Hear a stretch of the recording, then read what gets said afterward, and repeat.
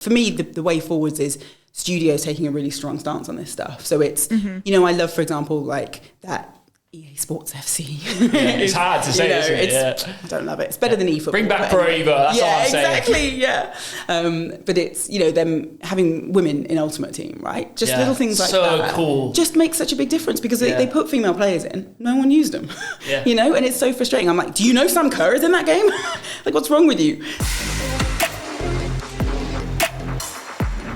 Well, I guess you spoke a little bit about your experience, like being a woman in gaming, and how you think that like now it's a little bit more toxic. But it was funny to hear you say that people told you, "Oh, but you were playing games back in the day."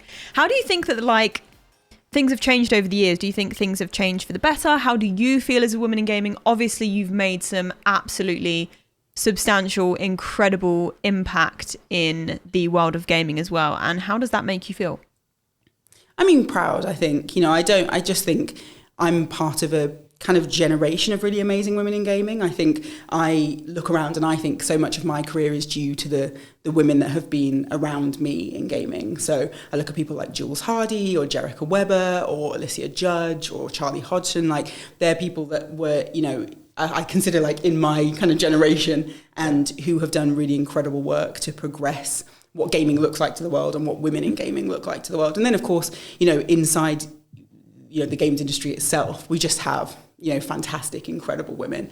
In particular, I think of somebody like Amy Hennig, who's, you know, this fantastic director and is so visionary and just the kindest person. I interviewed her and I was like, oh, you know, I want to make games. And she was like, here's my number, call me whenever you need, you know. And that's what I have always loved about women in games, is that they're so supportive of each other. And I try to say to people, it is a hard industry and it is more toxic than it used to be. But the industry itself is so welcoming, and actually that toxicity is coming from outside it, and you should never be afraid to come and be a woman in games, because it's actually the most incredible, supportive, wonderful place. Like, I am so happy when I walk into an event and there are other women there, because I know they're just going to be the best people. And so for me, the sad thing is that actually the industry has gotten so much better. We've got no more like toppling over forward Lara Croft. We've got, you know, like the industry itself has realistic women, great female characters, women working in the highest echelons of the industry. But gamers themselves have gotten worse. And it's a very significant minority. I always say to people, it's far fewer people than you think. They're just very loud. But it's, you know, they're sending people death threats, they're sending people rape threats. I didn't grow up with that. I didn't grow up playing through that or having to listen to that. And that's what makes me scared for this generation of women, is like, if you want to go and play COD today, like I did when I was growing up, you've got to put up with awful, awful stuff. And it just breaks my heart, because I think, well, why would you? Why am I going to spend my free time having people tell me to kill myself? You know, it's difficult. So it's like you've had a version of events growing up that was a lot more positive. Yeah. So it's knowing that there's got to be a way for that to exist, but also being aware of some of the issues that are obviously prominent right now, isn't it? Yeah, exactly. And it's just difficult. It's, you know, for me, the way forwards is studios taking a really strong stance on this stuff. So it's, you know, I love, for example, like that EA Sports FC. It's hard to say, you know, isn't it? I don't love it. It's better than eFootball. Bring back Pro Evo, that's all I'm saying. Exactly, yeah. But it's, you know, them having women in Ultimate Team, right? Just little things like that. So cool. Just makes such a big difference, because they put female players in, no one used them. You know, and it's so frustrating. I'm like, do you know Sam Kerr is in that game? Like, what's wrong with you? So it's, you know, I think stuff like that. And then just being forthright on it as well. Being like, we don't care, cry. Like, whinge about it. We're not bothered. I think that's the way forwards, is to teach them that actually the people who make your games hate you when you're behaving like that. Like, for sure. You don't speak for them. You don't speak for our community. They're not interested in your like crybaby identity politics stuff that you're so whinging about. No one cares. It's not real. It's a thing you make up because you just don't have enough in your life. And I love when the studios are just like, boo-hoo, you know? Yeah. That's my favourite. Yeah.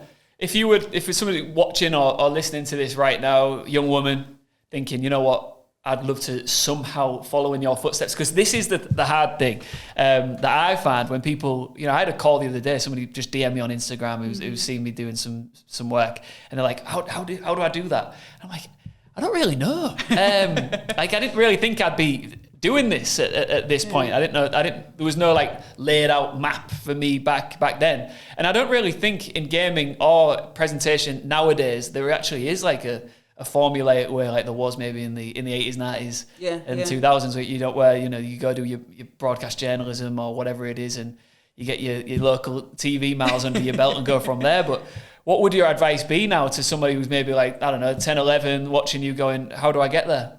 So I think I always say to people, first of all, make content, right? So if you want to be a presenter, you can present at home. You've got a phone, you can film yourself, like make stuff, put it online, make a YouTube channel. I had a YouTube channel, right? Because I wanted to make a certain type of content and I wasn't getting commissioned to make that. I was having to do much more like boring mainstream stuff or very hyper specific game stuff. And I wanted to do more creative things. So I made a YouTube channel. A bunch of people found me through it. I got so much work through it. You know, it was something that was life-changing for me. So put your stuff online. Like, there's no point being amazing in your bedroom if nobody can see you. Yeah. Stream, make a YouTube channel. Like, you know, all these things. There's so many places. Go start a TikTok. There's so many places for you to showcase yourself, and there are people who are looking, right? Everybody's desperate for what gaming offers and the engagement that gaming creators have. They'll find you. But then also, be really loud, right? I'm mega loud. I have so much work because I just email people. You know, I literally will just email someone and be like, you should hire me. I'm great. Like, and if you are, and you work hard and you practice,